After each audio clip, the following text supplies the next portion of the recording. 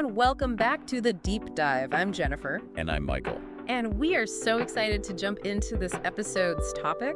Yeah, this should be a good one. This one comes straight from you, our listeners. You know we love it when you send in stuff, and this is a really interesting one. It's all about this idea that technology, the thing we often think of as the answer to everything, as this like silver bullet, The magic solution. might not actually be the big, long-lasting competitive advantage that we all assume it is. Yeah, we hear that all the time. If we just had this software, or if we just used AI for this. We would be unstoppable. Exactly. And so today, what we really want to do is kind of dig into why just relying on the latest and greatest tech might actually be a bit of a risky strategy. Yeah, and then on the flip side of that, what are the things that really build that success, that lasting success that you can actually count on? The stuff that really sticks. Okay, so let's start with that initial assumption. The idea that better tech equals bigger lead. It's almost automatic, right? The company with the most advanced technology We've got to be winning. must be winning. We see all the buzz around AI and new software and quantum computing, and it just feels like, well, they must have an uncatchable lead. Yeah, and they might get an early boost for sure. I mean, when the new technology comes out, those who adopt it first, they often see real gains. Right, they're the first movers. But the big question here, and where a lot of the material you sent pointed out, is how long does that advantage actually last? Right. How sustainable is it? Exactly, and that's the real question. So I think to really get into this, it helps to look back a little bit. The stuff you sent had some really great historical examples. Well, let's go way back. Let's go way back. Let's start with the steam engine and railways. Ooh, okay. How did that massive technological leap first give businesses an edge? Well, the interesting thing is it was very localized. Oh, really? Yeah, the companies that were near those early train stations. They were the winners. They had incredible access, all of a sudden, to transport and trade. They were connected. Connected. And that gave them a significant leg up compared to those who were further away. Still using horses and buggies. Yeah, but as the sources pointed out, the railway network continued to grow. It expanded, and soon that access wasn't so limited anymore. So everyone had access. Pretty much. Yeah. So then it becomes, okay, it's not just about being near a railway, but about how smart you are, about using that access that you now have. Right. So are you better at getting your goods where they need to be? Are you finding new customers in new places because you can reach them now? Exactly. The focus shifted from just having that tech nearby to what you actually did with it. You had to be strategic. You had to get creative. You had to optimize that infrastructure that was now available. And we see a similar pattern with something a little bit more recent, electricity, the rise of electricity. In the 20th century, early 1900s. Exactly. And again, those factories that made the switch to electricity early on. Huge gains in efficiency. Oh yeah, compared to those still using steam. I mean, it just makes sense, right? It's more productive, it's more flexible. They could produce more. They could do more with it. But then think about it. Electricity, it didn't stay this like rare special advantage, did it? Everyone has electricity. It became the standard. It became the norm. Could a business, say in the 1950s, really boast that their big competitive advantage was just that they had electricity? No, it was just part of doing business at that point. Just table stakes. Exactly. And this brings us to something even more recent, the internet boom, the dot-com era. I mean, back then, just having a website made you stand out. Oh, it was cutting edge. It was like, whoa, this company's got a website. Look at them. They're ahead of the game. Now, if a business doesn't have a website, They're dinosaurs. they're behind. Yeah, so the internet went from this huge differentiator to just the bare minimum. The price of admission. And the sources argue that information technology, IT, is following the same path. And that's the core argument, right? That this is not a new phenomenon. This has happened over and over again with new technologies. And when you think about it, it makes sense. Not that long ago, having those advanced computer systems and those big connected networks and the fancy specialized software That was a huge investment. was a massive investment. It set you apart. Only the big players, the companies that really had a lot of money to throw around, Could even think about it. could even think about it now. I mean, cloud computing has kind of changed the game, right? It has. It has. Powerful computing is available to everyone, not just the big guys. You don't need a server farm in your basement anymore. Exactly.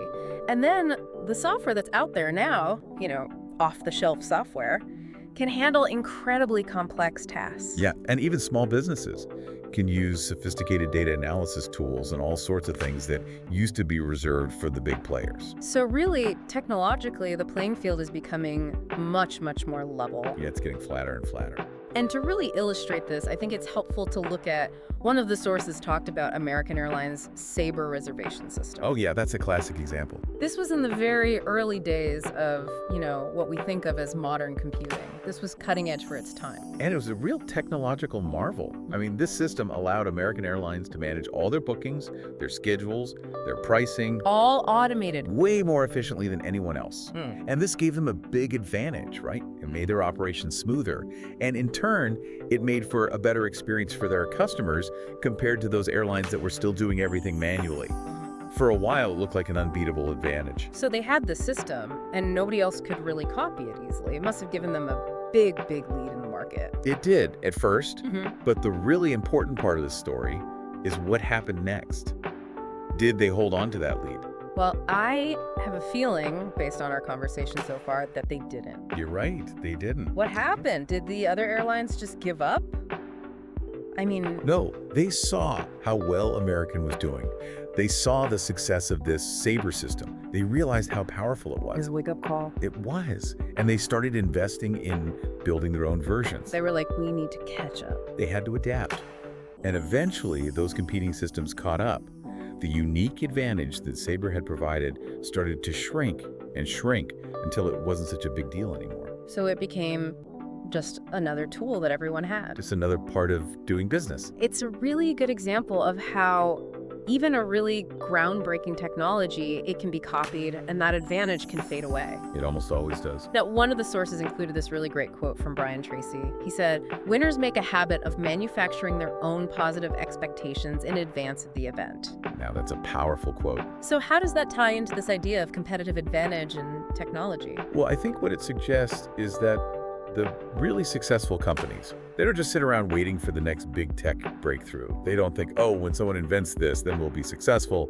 They're not reactive. Exactly. They're proactive. They actively create their own advantages. They do it through their actions, their strategies, the way they treat their employees, their company culture, Yeah. things that are much harder to just copy. It's not just about having the shiniest new gadget.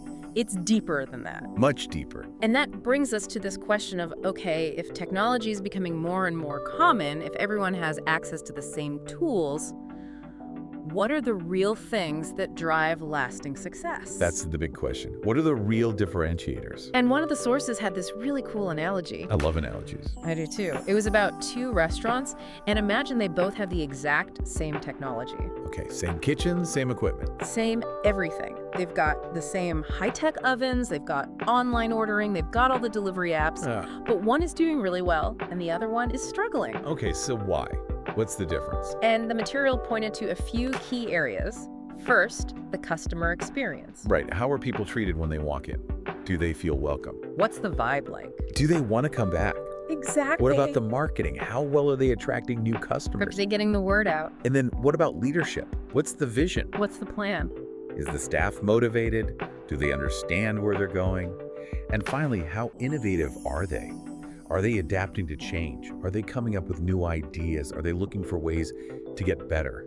Because you can have the fanciest AI-powered ordering system in the world, Sure. but if the food is terrible and the service is bad, Nobody's coming back. nobody's coming back. So the human side, the strategy, the execution, it all seems more important than just the bells and whistles. It's about the whole package, not just the tech. And I think this really pushes leaders to think differently. Instead of always looking for that next quick fix, oh, if we just had this Or software. if we just used AI for that. Yeah, successful leaders start asking different questions. The material highlighted two questions that I think are really key. Yeah, what were they? First, how can I use what I already have better than anyone else? So not about buying new stuff. It's about maximizing what you've got. Getting creative. Mhm. And the second question is, what strategies will truly set me apart? Not what tech should I buy? Not about tech at all. It's about how you think, how you approach the market, how you differentiate yourself. And one of the best examples from the sources was Netflix. Oh, Netflix, that's a good one. They weren't the only ones who had the technology to stream videos, right? No, other companies could do it. But what they did, their business model, going all in on subscriptions early on, That's what made the difference. that's what set them apart. They understood that the way they delivered the content and the way they built their business around that technology was the key. So it's not just about the tool itself, but the strategy behind it. The vision, the execution, the whole thing. And that brings us to what the sources called the IT money pit. Uh-oh, this is a dangerous place to be. It is. This is the idea that some companies just spend and spend and spend on IT. Throw money at the problem. Without a clear plan. They think, well, if we just have more technology, more software, more AI, then we'll be successful. Something good must come of it. Yeah, we'll figure it out later. But it often doesn't work that way. No, it can backfire big time. You end up with all these features you don't need, Yeah. systems that your employees don't know how to use, and technologies that actually slow you down. It's like buying a Ferrari to drive to the grocery store down the street. Yeah, you don't need all that horsepower for that. And I think part of the problem is that there's so much excitement around the next big thing. Oh yeah, the hype cycle. Companies just jump on board without really thinking it through. We don't want to miss out. We don't want to be left behind. FOMO. Fear of missing out. One of the sources used the example of 3D TVs. Oh, remember those? There was so much hype, but they never really took off. Because people didn't really want them. They didn't really need them. Or they didn't want to wear those glasses. Right. They were kind of clunky. So just because it's new and shiny doesn't mean it's essential for your business. Or that your customers care. And maybe the best example of this, of the IT money pit, is the story of Nike and their $400 million failure. Wow, that's a big number. It is. They invested heavily in this complex new inventory system. It's going to streamline everything. It's supposed to make them more efficient. We'll be able to track everything. But it backfired spectacularly. How so? It was so complex, they didn't train people properly on how to use it, and it actually ended up creating more problems than it solved. It slowed them down. Led to huge losses. It's a stark reminder that technology should support a well-thought-out strategy. It shouldn't be the strategy itself. It's the means, not the end. And I loved those analogies that the sources used. Yeah, The chef and the knife, classic. the musician and the guitar. The tool itself doesn't guarantee great results. No, you need skill. You need talent. You need creativity. It's the skill of the person wielding that tool that really matters. So how do we avoid falling into this IT money pit? Good question. The sources had some great advice. And the first one was, don't buy technology just because it's new or because your competitors have it. Don't get caught up in the hype. Don't keep up with the Joneses. Really ask yourself some tough questions before you spend any money. Will this actually improve things for our customers? Will it save us money? Will it make us more efficient? Is there a simpler way to do this that we're already overlooking? Do we really need this? If you can't answer those with a resounding yes, Walk away. then it's probably not worth it. And the second piece of advice was so simple. It's about using the tools you already have better. Which sounds so obvious. But it's amazing how often it's overlooked. Because everyone's looking for the next shiny thing. What's the newest app? What's the latest software? But you know, so many companies have software and systems that they've invested in that they are not fully utilizing. So focus on training your employees, automating those simple tasks with the tools you have. Getting the most out of what you've already paid for. And then the third piece of advice was to start thinking of IT more as a utility, Like electricity. like water. It's essential, but it's not what makes you unique. It's not your competitive advantage. Yeah. It levels the playing field, but it doesn't win you the game. So the focus then has to shift to those things that do create lasting advantages. Like what? Give me some examples. Well, the sources talked about things like amazing customer service, Making people feel valued. building a strong and recognizable brand. Having a reputation that people trust. Exactly. And then just making smarter decisions in general. Being strategic. Using the information you have to make the best choices. So we've talked about how technology alone isn't the secret sauce, but the sources go deeper and highlight these drivers of lasting success. Yeah, what are the things that really matter? And they start with unique business models. Think about Amazon. Okay, the everything store. Their success isn't just about their website or their recommendation algorithm, It's the whole approach. It's how they're structured. putting the customer first. Customer obsession. Their Prime membership, which has locked people in. And their massive logistics network. I mean, they deliver things so fast. They've got it down to a science. So the technology supports these things, but the core advantage is the business model itself. It's how they've designed the whole system. Another example the sources use is Apple and the power of brand and trust. Apple, they're the masters of this. They are. And what's interesting is that Apple's technology, it's not always objectively the best. Yeah, in terms of pure specs, sometimes other companies have them beat. But they have incredibly loyal customers. People love Apple. And that comes from years of consistent branding, the focus on design, this feeling that you get when you buy an Apple product. That it's high quality, that it's going to work. And it's part of this ecosystem. That brand reputation, that's a much more stable advantage than any single piece of technology they might release. It's an intangible asset. It's hard to quantify. And then there's the idea of innovating in customer experience. Okay, yeah. Beyond the product itself. Exactly. The sources talked about Zappos, The shoe company. known for their amazing customer service. They'll bend over backwards for you. They will. And then there's Tesla, The electric car company. with their direct-to-consumer sales model. Cutting out the middleman. They didn't just innovate in the product itself, but in how they interacted with their customers, how they sold to their customers. They rethought that whole experience. They found ways to add value beyond just the features. And all of this comes back to leadership. The sources talked about how successful CEOs think differently. Yeah, they don't get distracted by the shiny objects. It's not about, what's the coolest new tech toy I can buy? It's about the fundamentals. They ask, how can we use what we have better? What do our customers really need? What unique offerings can we create that are hard to copy? The big picture questions. The strategic questions. And they go back to that Amazon example, Jeff Bezos and their customer obsession. It wasn't about chasing the latest technology for its own sake. We've got to have the newest thing. It was about using technology to improve that customer experience. Make it easier, make it faster, make it more enjoyable. It really makes you think about how you approach your work. Even if you're not a CEO. Even if you're not the leader of a big company. Think like a business owner. Think about the value you create. And one of the sources had this amazing Tony Robbins quote, "Success is 80% psychology and 20% mechanics." I love that. It's about your mindset. Your attitude, your approach. The mechanics are important, the tools are important, but they come second to the human element. It's the strategy, the vision.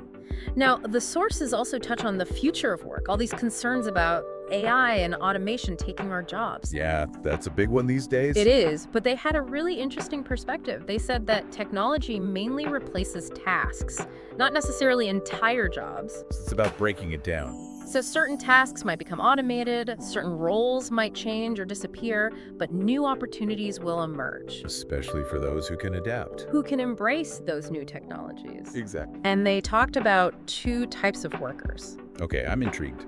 The first type are those who simply use technology. They know how to use the tools. They do what they're told. But they might be easily replaced. By automation, by AI. And the second type? The second type are those who can leverage technology. Who can go beyond just using it. They can think strategically. They can solve problems. They can use those tools to become even more productive, even more valuable. They're the ones who are going to thrive. So the question becomes, how do we stay ahead in this rapidly changing world? How do we stay relevant? How do we stay valuable? How do we make sure we're not the ones being replaced? The sources had some great advice. First, focus on developing skills that are difficult to replace. The things that AI can't do. Creativity, leadership, emotional intelligence, Strategic thinking, problem solving. the human skills. The things that make us uniquely human. And never stop learning. Always be curious. Always be adaptable. Always be looking for ways to improve. And adopt that entrepreneurial mindset. Think like an owner. Think about the value you're creating. So to wrap this all up, the big takeaway from everything you sent us. Yeah, what's the big lesson here?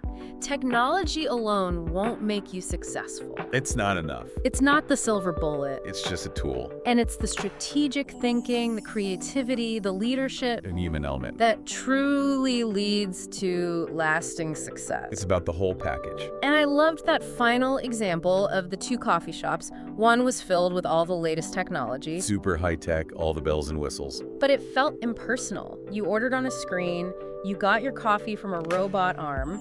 No human interaction. The other coffee shop was much simpler, More old fashioned. but the baristas knew your name. They remembered your order. They chatted with you, they made you feel welcome. And it highlighted that the customer experience, That human connection. It often matters more than having the most advanced technology. It's about making people feel valued. So, as we end our deep dive today, the big question for you, our listener, is this. Okay, hit me with it. Technology is rapidly leveling the playing field. It's making things more and more accessible to everyone. So what are the truly unique, the human-centric strategies The things that can't be automated. that are going to offer the most reliable competitive advantages in the years to come? What's going to set you apart? What's going to make you stand out? It's a big question. It is. Thanks for joining us for this deep dive. We hope it's given you a new perspective on technology and how it fits into your goals. And how it doesn't. And how it doesn't. Thanks for listening.